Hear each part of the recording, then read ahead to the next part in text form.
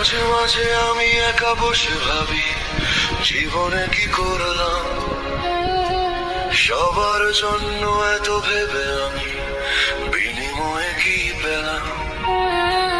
মাঝে মাঝে আমি একা বসে ভাবি জীবনে কি করলাম, সবার জন্য এত ভেবে আমি বিনিময়ে কি পেলাম।